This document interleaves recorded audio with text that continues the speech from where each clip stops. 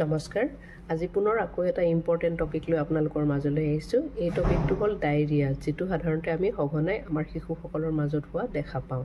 প্ৰথমতে আপোনালোকক মই ক'বলৈ খুজিছোঁ ডায়েৰিয়া কি হয় সো ডায়েৰিয়া হ'ল এনেকুৱা এটা বেমাৰ য'ত আমাৰ 3ৰ পৰা অধিক সংখ্যক বাৰ শিশুটোৱে ঢিলা পায়খানা কৰে আৰু এই পায়খানাটো এনেকুৱা নহয় যে শিশুটিয়ে অকল এবাৰ কৰিছে ঢিলা কৰিছে তেতিয়া নহয় যেতিয়া সাধাৰণতে 3তকৈ বেছি বাৰ ঢিলা পায়খানা পানী পায়খানা কৰে তেতিয়া আমি তাক ডায়েৰিয়া বুলি কওঁ আৰু এই ডায়েৰিয়াৰ লগত যদি কেতিয়াবা তেজ মিহলি হৈ থাকে তেতিয়া তাক ডিসেন্ট্ৰি বুলি কোৱা হয় এতিয়া আপোনালোকে শুনক ডায়েৰিয়া কিহৰ কাৰণে হয় ম্যাক্সিমাম ক্ষেত্ৰত ডায়েৰিয়া সাধাৰণতে আমাৰ ইনফেকচনৰ ফলত হোৱা দেখা যায় আৰু এই ইনফেকচনসমূহৰ ভিতৰত হ'ল ভাইৰাছৰ ফলত হোৱা ডায়েৰিয়া আটাইতকৈ বেছি যেটো এৰাউণ্ড 90% কেতিয়াবা ব্যাকটেৰিয়া প্ৰটোজোৱা ফাংগাই এইবিলাকৰ ফলতো ডায়েৰিয়া হোৱা দেখা যায় কিন্তু এইবিলাক সাধাৰণতে কম পৰিমাণে হয় আৰু কেতিয়াবা বহুত কম সংখ্যক ক্ষেত্ৰত কিছুমান মেডিচিনৰ সাইড এফেক্টৰ ফলত ডায়েৰিয়া হোৱা দেখা যায় এতিয়া হওক ডায়েৰিয়াৰ লক্ষণসমূহ কি সাধাৰণতে আমি ডায়েৰিয়া হলে গম পালো যে সাধাৰণতে পাতল পায়খানা হয় ইয়াৰ লগতে কি হয় যেতিয়া বাচ্চাটোৰ পাতল পায়খানা হয় তেওঁলোকৰ শৰীৰৰ পৰা পানীৰ পৰিমাণটো যথেষ্ট পৰিমাণে কমি যায় যাৰ ফলত বাচ্চাটোৰ ডিহাইড্ৰেচন হ'ব পাৰে তাৰ লগতে কি হয় বাচ্চাটোৰ সোডিয়াম পটাছিয়ামৰ লগতে বিভিন্ন ধৰণৰ ইলেক্ট্ৰোলাইট শৰীৰৰ পৰা ওলাই যায় যাৰ ফলত ইলেক্ট্ৰোলাইট ইমবেলেন্স হ'ব পাৰে এতিয়া হওক ডায়েৰিয়া হলে আমি তাক কেনেকৈ মেনেজমেন্ট কৰিম গতিকে আপোনালোকে সদায় মনত ৰাখিব যে আপোনালোকৰ শিশুটোৰ ডায়েৰিয়া হৈছে বুলি আপোনালোকে কেতিয়াও পেনিক হ'ব নালাগে বা ইমাৰ্জেন্সি আপোনালোকে ডক্টৰৰ ওচৰলৈ নগলেও হৈ যায় যদি বহুত বেছি মাত্ৰাত হোৱা নাই সো ডায়েৰিয়াৰ মেইন মেনেজমেন্ট হ'ল প্ৰথমতে আপোনালোকে বাচ্চাটোক ORS দিব লাগে ORS মানে হ'ল অৰেল ৰিহাইড্ৰেচন সল্ট বা সলিউশন সো এই ORS আপোনালোকে বজাৰত উপলব্ধ পেকেটত পায় যেটো WHO সাৰ্টিফাইড ORS সদায় আমি হেতুহে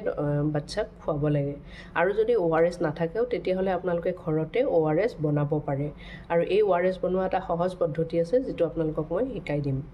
নেক্সট হল আপোনালোকৰ এন্টিবায়োটিক ট্ৰিটমেন্ট আৰু প্ৰবায়োটিক ট্ৰিটমেন্ট লগতে জিংক ট্ৰিটমেন্ট যেটো আপোনালোকে সাধাৰণতে নিজে কৰিব নালাগে এটো সাধাৰণতে ডক্টৰৰ পৰামৰ্শ মতেহে দিয়া যায় আৰু এন্টিবায়োটিক সাধাৰণতে ম্যাক্সিমাম কেছত ইমান দিয়া নাযায় যেহেতু বেছিভাগ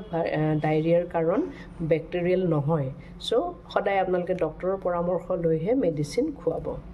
এতিয়া হওক ডায়েৰিয়া নহবৰ কাৰণে বা ইয়াক আমি কেনেকৈ প্ৰিভেনশন কৰিব পাৰো সো যেহেতু আমি জানো যে ডায়েৰিয়া মেইনলি হয় যেতিয়া আপোনাৰ ব্যাকটেৰিয়েল বা ভাইৰেল ইনফেকচন হয় সো সাধাৰণতে শিশুসকলক ৰোটা ভাইৰাছ নামৰ এটা ভ্যাকচিন দিয়া হয় এই ভ্যাকচিনটো সকলো শিশুকে ইমিউনাইজেশ্যন কেন্দ্ৰলৈ গৈ দিব লাগে এটো গভৰ্নমেন্ট আৰু প্ৰাইভেট সকলোতে উপলব্ধ হয় ইয়াৰ লগতে হেপাটাইটিছ A ভ্যাকচিন মিজেলছ ভ্যাকচিন এইবিলাক যিবিলাক ৰুটিন ভ্যাকচিন আছে এই সকলো ধৰণৰ ভ্যাকচিন আপোনাৰ শিশুটিক দিব লাগে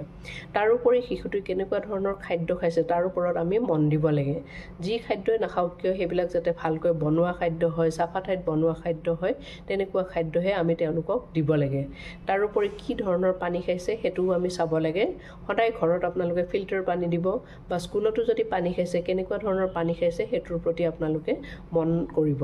আৰু সদায় খাদ্য খোৱাৰ আগত আৰু শৌচ কৰাৰ পাছত তেওঁলোকৰ হাতখন যাতে ভালদৰে ধুই আৰু নখবিলাক যাতে চুটি হয় তাৰ প্ৰতি আপোনালোকে মন কৰিব আৰু আপোনালোকে যদি এইখিনি মানি চলে তেতিয়াহলে আপোনালোকৰ শিশুৰ সাধাৰণতে ডায়েৰিয়া নহয় এইবাৰ আপোনালোকে মন কৰক যে ডায়েৰিয়া হলে কেতিয়া আপোনালোকে হস্পিটেললৈ যাব লাগে যদি শিশুটি অকল এদিন পাতলা পায়খানা কৰিছে 3 বা তাতকৈ বেছিবাৰ তেতিয়াহলে ইমান প্ৰবলেম নহয় কিন্তু আপুনি যদি দেখা পাইছে যে শিশুটো লাহে লাহে ডিহাইড্ৰেচনৰ ফালে গৈ আছে তেতিয়াহলে আপোনালোকে চাব যে তেওঁৰ ওঠটোৰ অকল ড্ৰাই হৈছে নে জিভাও ড্ৰাই হৈছে অকল ওঠ ড্ৰাই হলে ইমান চিন্তা কৰিব নালাগে কিন্তু যদি জিভা ড্ৰাই হৈছে বা মিউকাছ মেমব্ৰেন ড্ৰাই হৈছে তেতিয়াহলে ইমিডিয়েটলি আপোনালোকে শিশুটোক ডক্টৰৰ ওচৰলৈ লৈ যাব লাগে তাৰোপৰি আপোনালোকে চাওক যদি শিশুটোৰ ডায়েৰিয়াৰ লগতে তেওঁলোকৰ শৌচৰ লগত তেজ আহিছে তেতিয়াও আপোনালোকে হস্পিটেললৈ নিব লাগে বা শিশুটিয়ে অত্যাধিক বমি কৰিছে একো ধৰণৰ খাদ্য খাব পৰা নাই তেতিয়াহলে আপোনালোকে শিশুটোক হস্পিটেলত ততাতৈয়াকৈ লৈ যাব লাগে এবাৰ শুনক আপোনালোকে বাচ্চাটোক ডায়েৰিয়া হলে কেনেকুৱা ধৰণৰ খাদ্য খুৱাব বা কি ধৰণৰ নিউট্ৰিচনৰ ওপৰত আপোনালোকে গুৰুত্ব দিব সাধাৰণতে আমাৰ ডায়েৰিয়া হলে আপুনি শিশুটোৰ যাতে ডিহাইড্ৰেচন নহয় তাৰ কাৰণে প্ৰচুৰ পৰিমাণে পানী ORS বা নেমু চৰবত এনেকুৱা ধৰণৰ দিব পাৰে তাৰ লগতে আপোনালোকৰ আৰু এটা গুৰুত্বপূৰ্ণ খাদ্য হ'ল যে আপোনালোকে নাৰিকলৰ পানী দিব পাৰে যেটো প্ৰচুৰ পৰিমাণে দিলে শিশুটোৰ ডায়েৰিয়া হলেও শিশুটো পটককে ৰিকভাৰ হয় তাৰ লগতে আপোনালোকৰ শিশুটোক বয়স অনুযায়ী খাদ্য দিয়ক যদি আপোনাৰ শিশুটো অনলি ব্ৰেষ্ট ফিডিঙত আছে 6 মাহতকৈ সৰু শিশু তেতিয়াহ'লে আপোনালোকে কেতিয়াও ব্ৰেষ্ট ফিডিং বন্ধ নকৰিব আগৰ নিচিনাকৈ ব্ৰেষ্ট ফিডিং কণ্টিনিউ কৰক যদি শিশুটো অলপ ডাঙৰ শিশু হয় তেতিয়া তেওঁলোকে গাখীৰৰ লগতে অন্যান্য ঘৰত বনোৱা ভালকৈ কুকিং কৰা কম মছলাযুক্ত সকলো ধৰণৰ খাদ্যই খাব পাৰে তাৰ লগতে আপুনি শিশুটোক দিব পাৰে কল বা চুজি বা ধৰক ওটছ মিল বা আপুনি সিজোৱা আলু এইবিলাক যথেষ্ট পৰিমাণে দিব পাৰে অতি সৰু শিশুৰ ক্ষেত্ৰত আৰু এটা মন কৰিবলগীয়া কথা হ'ল যে ডায়েৰিয়া হ'লে তেওঁলোকে যিমান অশান্তি পায় তাতকৈ বেছি অশান্তি পায় সিহঁতি যেতিয়াহেতু ডাইপাৰ পিন্ধি থাকে আৰু সেই ডাইপাৰটো ভালকৈ চাফা কৰা নহয় তেতিয়াহ'লে তেওঁলোকে বেছি অশান্তি পায় চ' ডায়েৰিয়া হ'লে যদি আপোনালোকে ডাইপাৰ পিন্ধোৱা আছে শিশুটোক তেতিয়াহ'লে ডাইপাৰ ৰাছ ক্ৰীম লগাবলৈ নাপাহৰিব চ' এইখিনি আজিলৈ যদি আপোনালোকৰ মোৰ কথাখিনি ভাল লাগিছে তেতিয়াহ'লে মোৰ চেনেলটো ছাবস্ক্ৰাইব কৰিব আৰু লাইক কৰিব থেংক ইউ